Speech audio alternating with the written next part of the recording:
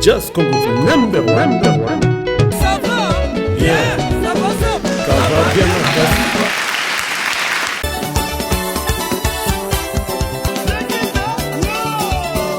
En direct de Bruxelles, le groupe Kinebouché de JC Mozonzakesa.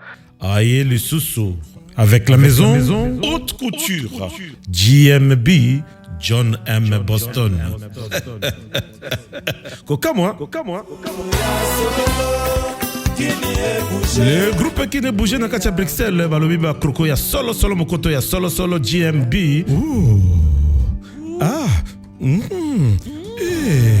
Yo kelengi John N. Boston, GMB, Nakatia Bruxelles. Balobi c'est l'adresse, l'avenue Louise, numéro 211, Louise Ndé Makamboe.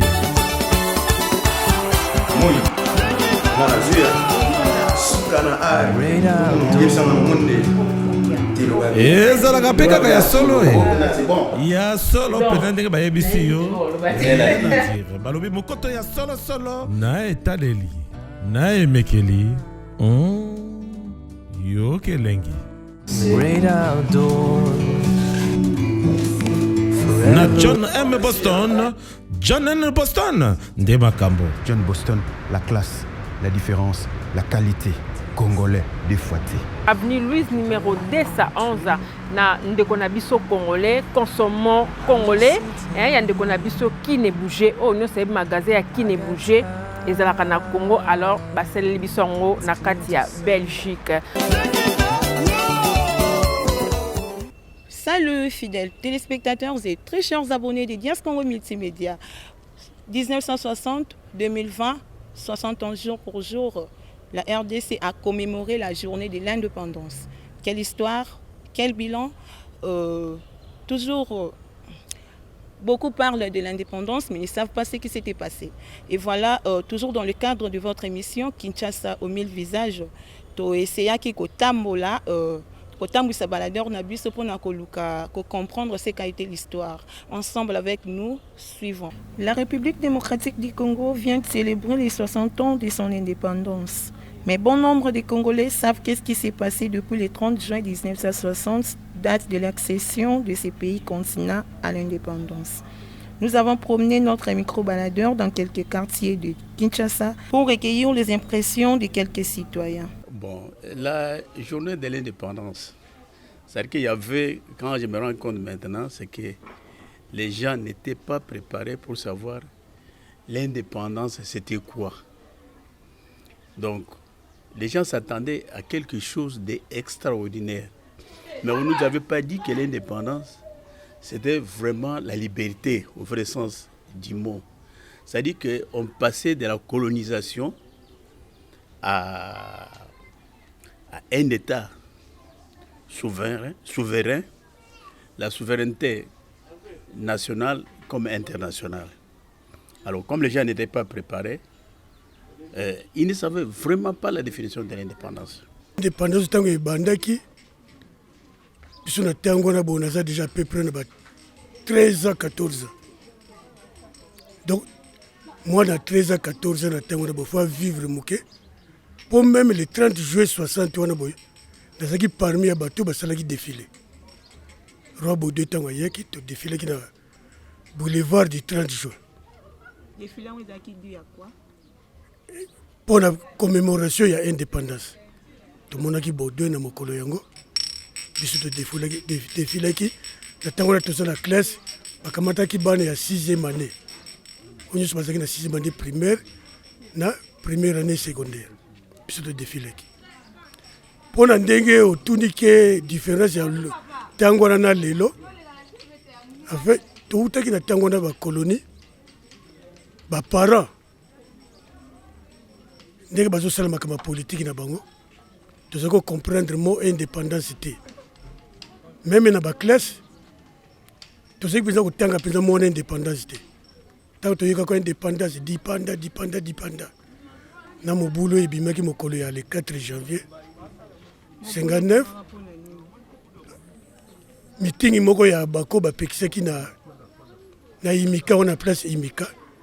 Et puis match Betami qui na stade cadeau contre 20 clubs et puis leur match Betami Simano tomoni mouvement moko euti vers Kauka eye leur match bimaki na mobulu wana ntango babimi libanda baye bayi kokutana na bato bapekisaki meeting moyali nzezalandu abwaki cri moko boyali mobulu mpe bimi wana azalaki politicien ya Bako fondateur donc na Bako abetaki cri moko boye indépendance le mobulu ebimi wana na mobulu wana na butu wana poko wana babuki bamagasin ezalaki na Fokombele oyo bazobenga lelo Kimbangu ezalaki nde quartier Fokombele babuki bamagasin na botusa tolali lobi na ntongo elongwe Fokombele ekiti na ville biso mpe ezalaki le 5 fo tokende classe la rentrée scolaire tokotaki so classe te tolandaki nde mobulu wana botusa toparticipaki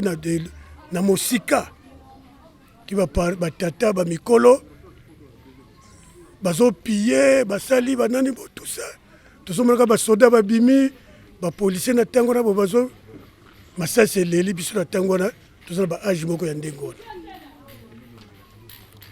na ntango na makambo ya indépendance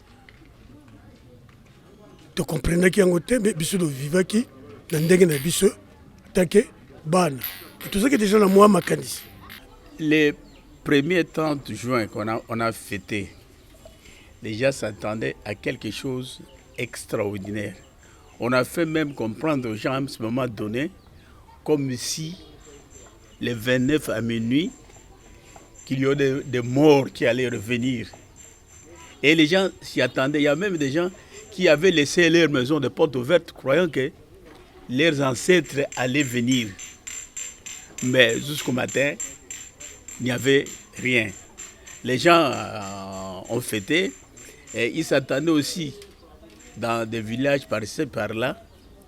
La veille, donc le 30 juin, qu'est-ce que ça allait être avec l'arrivée du roi Baudouin pour la proclamation de l'indépendance. Alors on croyait à quelque chose d'extraordinaire. On ne croyait pas à une journée comme toutes les autres journées où les gens devraient fêter la réjouissance même de l'indépendance. Mais les gens s'attendaient à autre chose. Biso to kamwa ki ezalaki étonnement. Toza koyeba indépendance te. Balobi na biso ke so to komi indépendant mutu muindo akokokana na mundele. To banokolalaka na place ba mindele balalaka. Ide na biso ezalaki wana. To yebaki tende ba pasio ekoya lelo na tango na biso na mutu ezalaki te. To yebaki ke place mundele salaka mutu muindo pe akosala na place wana. Veut dire tokokani. Cette réjouissance à cette époque-là, ça n'existe pas aujourd'hui. L'anniversaire de l'indépendance aujourd'hui, ça ne signifie absolument rien. 60 ans. Hein? Donc, fête les qui n'ont qu'à boyer et banité ce qui peut faire tango zalaki, ce que zalaki. On est là, les gens souffrent, mais à cette époque-là, même après l'indépendance, on a été à l'école, on ne payait pas. Kolia, kolata, maladie, toujours je traitement bien, mon okende na hôpital boyete, aux hommes la classe au soigno bénévolant. Les hommes sont outi classe boya kuta se batandi mesa na midi bolé na poka pe soko bobolia na binote bomeliti ti o babengi ti o ya siko ya maya nzili te mais wana ezaki ti. Les gens savaient vivre, ceux qui travaillaient savaient avoir quelque chose pour nourrir leurs enfants. Donc makambo ezaka nango bien de difficulté comme tel nde toujours vivre lelo ezalaki te. Siko tozomona kaka surtout ya siko vraiment nde pesinga mawa. Mais aujourd'hui ce n'est pas le cas. On a lelo fête à indépendance c'est que ba formalité kaka. Pona kolakisa ke toza là déjà état indépendant. Mais sur le plan social ou bien politique, rien ne va. Ils allaient pour la mboka. Tout d'abord, tozalaki na likolo lelo tokita. Eloko moko te salami ya malonga banda jorona ti lelo. Ti lelo totambolaka bena na ba incompréhension. Donc makambo ezotambola malamu te.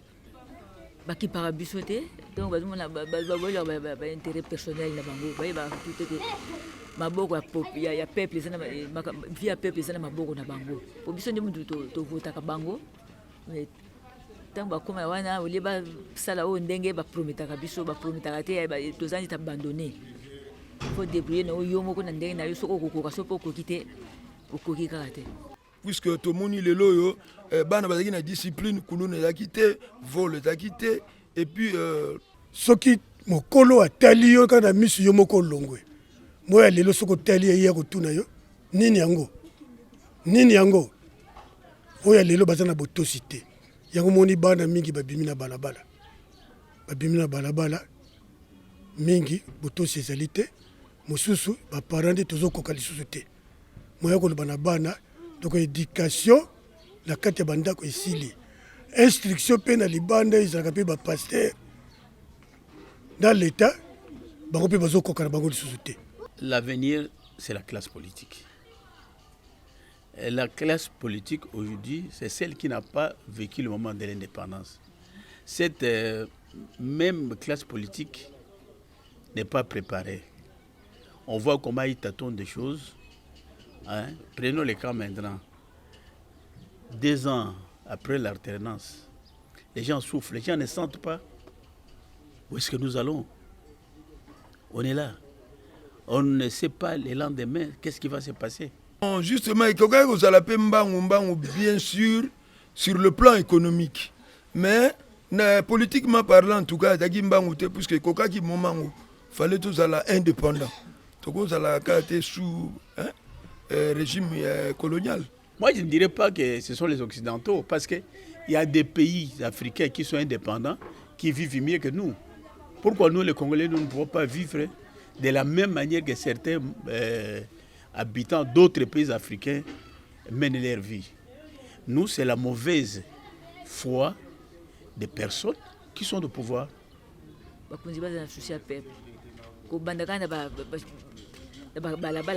Chef de quartier,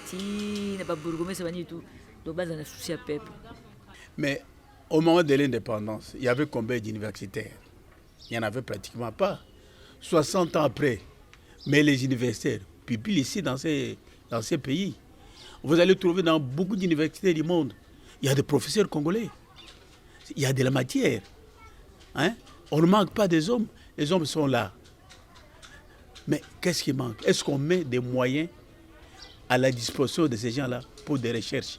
Est-ce qu'on met des moyens aux jeunes universitaires qui terminent aujourd'hui pour créer des emplois? Et je crois qu'ils n'ont pas de moyens. Donc on ne peut pas dire qu'on n'a pas été préparé. Nous n'allons plus rentrer là-bas pour qu'on nous prépare. Nous avons des gens qui sont préparés, nous avons des universitaires qui sont là-bas. Qu'est-ce que nous devons encore chercher? Parce que les hommes, nous les avons. De la matière, ils en ont. Ce sont des professeurs de l'université partout ailleurs. Ce sont des gens qui travaillent dans des organismes internationaux. Qu'est-ce qui manque? Toyokana, to continuer le dialogue. Au ezalaki na 30 juin, to koyei ko silisa yango te, to continuer ko silisa yango lelo. Soki te ekozala malamu te. Po tozomona nde mboka ezaneti ya kokabwana. O baluba, o bakongo, bangala, baswahili.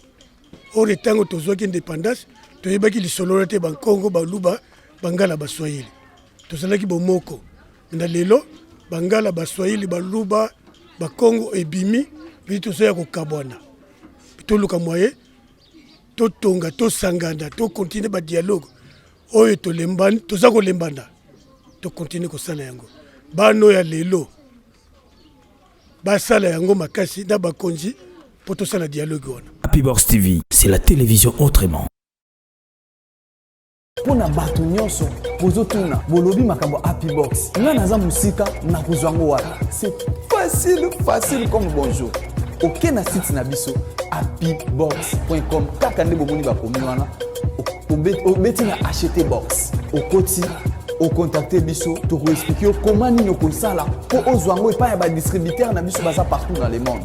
Dans 48 heures seulement, oza na box na yamba. Happy Box, c'est le meilleur de tous les box que je t'ai connu dans le monde entier. Le chaîne tu te brûle pas.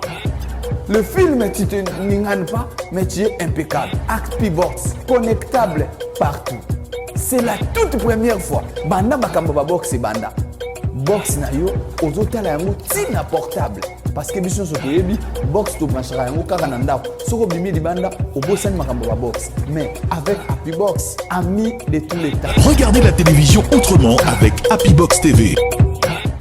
Merci parce que vous avez été nombreux devant vos postes de téléviseurs, devant vos ordinateurs pour suivre votre émission Kinshasa aux 1000 visages durant laquelle Akutanaki Lelo na bateau bavivaki pendant l'indépendance, vous avez des témoins oculaires qui savent vraiment la vraie histoire également, les vrais pères de la démocratie congolaise. Merci à vous qui étiez attentifs Yakolanda, propos recueillis Nabiso, Namukolo Lelo. Également, j'ai dit merci à Serge Monganga, le père de l'image et du son et Dias Congo. Également à ma camarade, mon amie, ma copine Dorcas Nkembi. Et également à tout le monde qui n'est pas cité ici. Je vous dis merci et bonne suite des programmes sur la télévision, la première télévision de la diaspora congolaise. Just Congo, number one. Ça va? Yeah. Ça va,